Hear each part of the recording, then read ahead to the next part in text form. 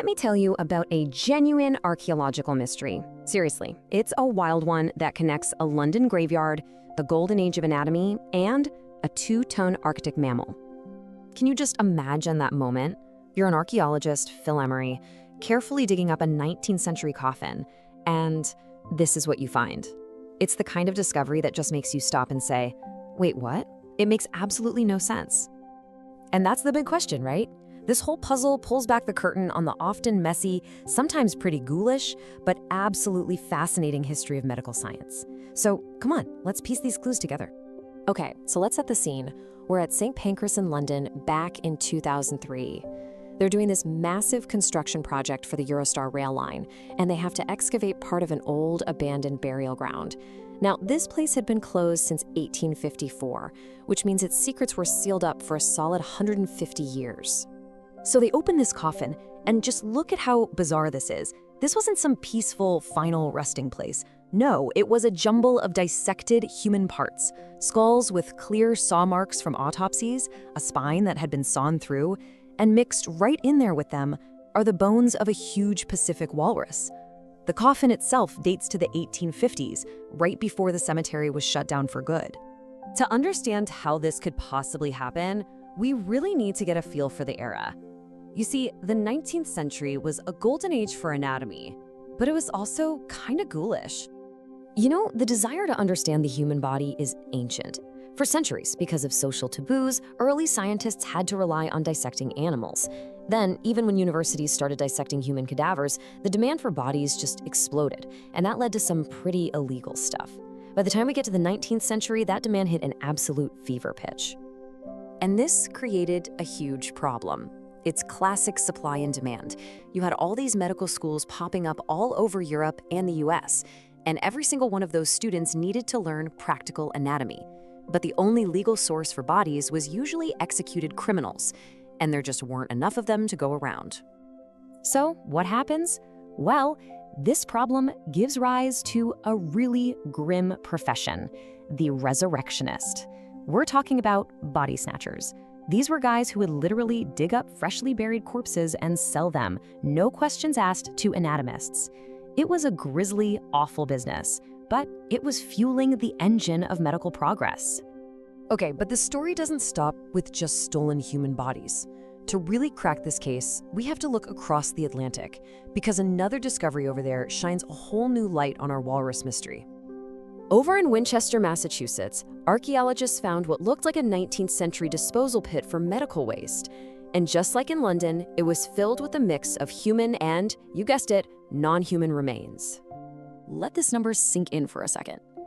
Mixed in with all the human bones, researchers found 1,444 non-human animal bones. This wasn't just a few strays, this was a systematic thing. And just look at the variety. Dogs and cats were the most common for sure, but they also found rats, rabbits, pigs, turtles, even a macaque monkey.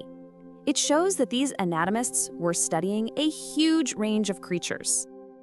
And here's the smoking gun. These weren't just leftover dinner scraps. You can see the precise saw marks on these bones.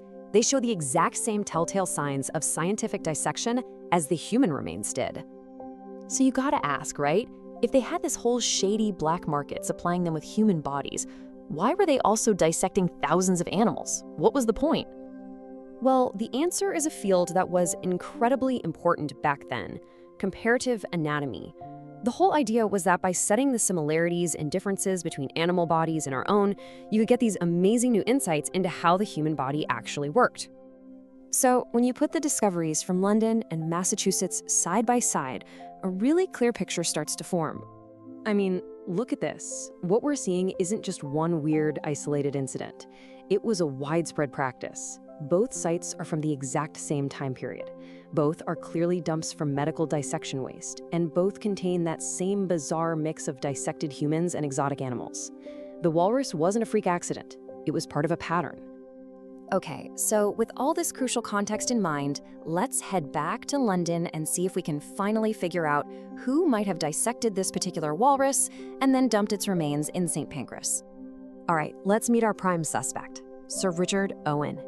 And this guy was no small fry. He was a total rock star of 19th century science, an absolute giant in anatomy, famous for his work in comparative anatomy. Oh, and he's also the guy who invented the word dinosaur.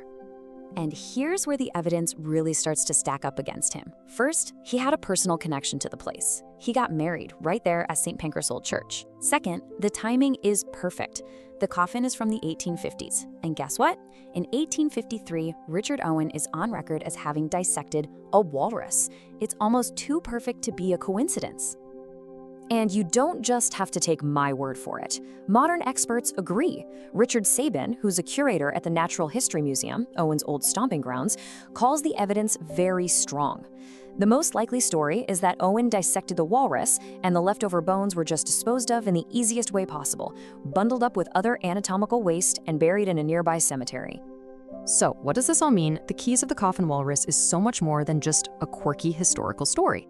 It gives you a whole new way of looking at these sites. They're not just cemeteries. They're actual archaeological records of this pivotal moment in science, when the desperate, often unregulated search for knowledge left behind this strange trail of evidence.